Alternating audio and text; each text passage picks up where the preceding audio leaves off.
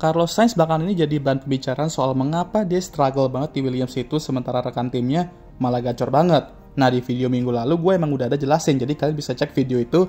Karena hari ini gue bukan mau bahas itu lagi, tapi gue mau bahas suatu musim di mana Carlos Sainz juga bergabung dengan tim baru, yaitu McLaren di 2019. Dan gue ingin membahas bahwa ini merupakan salah satu musim di mana jalanan itu nggak akan lupa. Jadi ya gue akan bawa balik series ini lagi pada hari ini. Jadi tanpa basa-basi langsung aja gue mulai.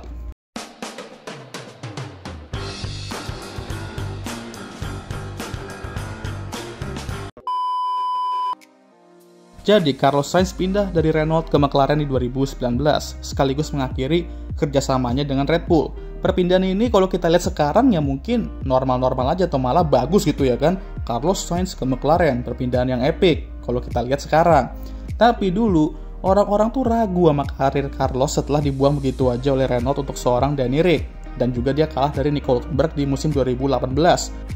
Sekarang dia pindah ke tim ikonik yang belakangan itu performanya amburadul. Namun McLaren di saat yang sama juga lagi masa-masa rebuild dengan datangnya Andreas Seidl sebagai tim principal dan Zac Brown sebagai CEO. Tidak hanya itu, driver lineup mereka juga ganti. Carlos Sainz seperti biasa menggantikan Fernando Alonso dan runner-up F2 2018 dan pembalap muda mereka Lando Norris naik ke full-time seat menggantikan Stoffel Vandoorne. Dan disinilah tercipta bromance Carlando ya kan. Good times cuy, good times.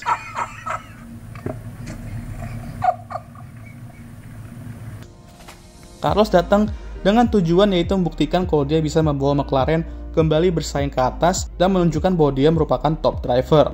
Namun 3 balapan pertama bisa dibilang cukup berat untuknya dengan DNF di balapan pertama dan insiden pada lap pertama 2 ronde berikutnya di Bahrain dan China. Namun seperti yang kita ketahui, struggling di awal-awal karena pindah tim itu wajar, sama kayak dia di Williams sekarang. Dan itu pun juga sebenarnya dia DNF atau terjadi lap 1 insiden itu juga bukan karena salah dia juga gitu ya. Ingat, pepatah Roma tidak dibangun dalam waktu sehari dan teori Saipul 2020 yang menyatakan bahwa seorang pembalap tidak kehilangan sentuhan magisnya dalam 1 hari. Karena setelah itu, Carlos Sainz kembali kompetitif dan konsisten mencetak di 8 dari 9 balapan berikutnya.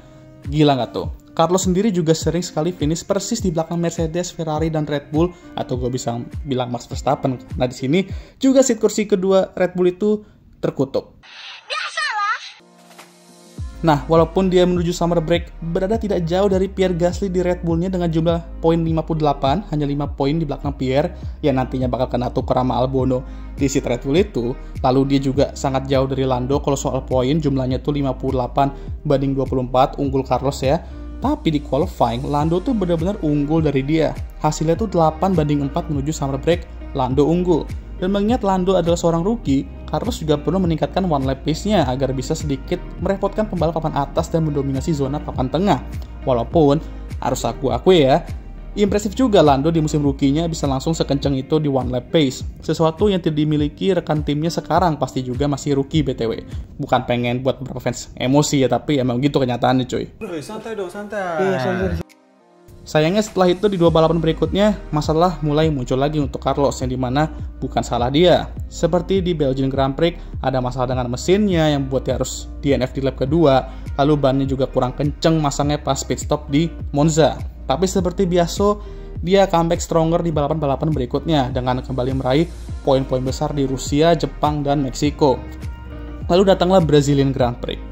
Balapan penuh dengan aksi-aksi, drama, insiden, dan Carlos Sainz saat itu start paling terakhir juga sedang dalam aksi Mission Impossible, menyalip setiap pembalap di depannya, dan akhirnya mampu finish di posisi keempat. Di mobil papan tengah, start dari paling belakang, tentu terdapat drama-drama di depan yang membuatnya bisa naik posisi sebanyak itu, tentu merupakan hal yang impresif. Tapi kemudian Lewis yang finish di posisi ketiga, kena penalti karena menyundul Alex Albon di akhir-akhir balapan, dan Carlos yang finish di posisi keempat berhasil mendapatkan podium pertamanya di F1 dan podium pertama McLaren sejak Australian Grand Prix 2014.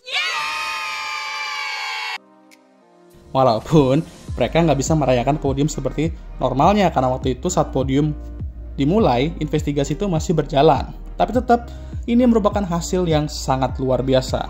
Ingat yang gue bilang di awal tadi, Carlos yang saat itu posisinya lagi nggak enak, setelah di-kick sama Renault, datang ke tim McLaren yang lagi kacau-kacaunya, gak ada yang duga ini bakal terjadi, tapi nyatanya tidak seperti itu ya kan? Ini semua terjadi. Jika ada satu musim di mana Carlos menunjukkan sebesar apa talentanya di F1, yaitu di musim ini. Menuju balapan terakhir, Carlos memiliki potensi besar untuk finish gak hanya best of the rest, tapi posisi ke-6, yang dimana selalu jadi posisi penghuni top 3 tim sejak 2017 dan 2018. Dan pada akhirnya, dia finish di posisi ke-10 dengan Pierre yang tidak mencetak poin, dan Albon hanya mampu finish di posisi ke-6. Carlos resmi finish di posisi ke-6 di standings, menjadi best of the rest dan mengalahkan 2 pembalap yang mencicipi seat Red Bull di musim itu. Edan, eta teh. Edun. Di qualifying, oke, dia kalah dari Lando 10-11, tapi nggak apa-apa lah ya, jauh lebih ketat dibandingkan saat summer break. Dan Carlos finish 13 kali top 10, salah satunya podium dari 21 balapan. Namun bukan hanya performa on track-nya aja yang dikenang saat itu ya, tapi mulai dari sini juga Carlos menggunakan salah satu musik terkenal dari Sade atau Sade atau apalah sebutannya, maaf ya kalau gue salah ucap ya, yaitu Smooth Operator sebagai catchphrase dia. Seperti ketika dia menjalani balapan yang epic atau smooth, dia akan ngomong dan nyanyi lagu itu di tim radionya. Lalu tentu saja siapa yang bisa lupakan kelakuan-kelakuan dan kenangan-kenangan dia sama Lando saat itu, yang bisa dibilang menjadi salah satu alasan kenapa F1 bisa rame banget sekarang. 2019 tuh walaupun bukan musim yang epic atau wow banget, tapi kenangan-kenangan itu banyak banget cuy, dan jujur gue bisa bilang gue kangen era itu sekarang. Jadi alasan gue buat video ini ya selain emang gue mau bawa balik series jalanan tidak akan lupa lagi ini, tapi aku juga mau mengingatkan kalau di salah satu musim terbaiknya Carlos di F1 yaitu 2019, yang dimana merupakan musim pertama dia di tim baru, itu juga awalnya sulit. 3 kali nggak cetak poin di awal-awal, tapi setelah dia sudah nyaman, auto cinema ya kan, dan magic-magicnya keluar. Bahkan magic dia aja udah kena di Williams, dimana tim ini juga merupakan tim yang lagi amburadul-amburadulnya kemarin, di 2025 punya potensi jadi best of the rest, plus hawanya juga jadi positif banget. Ya kalau tim yang suram kayak McLaren dan Ferrari aja juga bisa dia sulap jadi positive vibes, ya mengapa Williams juga enggak ya kan? Renault juga mau disulap, malah udah kena kick duluan BTW. Jadi percaya aja lah sama yang namanya proses. Oke lah, sekian video kali ini. Gimana menurut kalian? Jangan lupa like, subscribe agar bisa tembus 10k sub sebelum akhir tahun, dan share video ini, dan jangan lupa juga untuk menyalakan lonceng notifikasi agar kalian semua tahu ketika gue upload video baru. Jangan lupa juga untuk follow Instagram gue. Oke, sudahlah. Seperti biasa, video ini akan ditutup oleh I'm Emma Watson. Thank you for watching.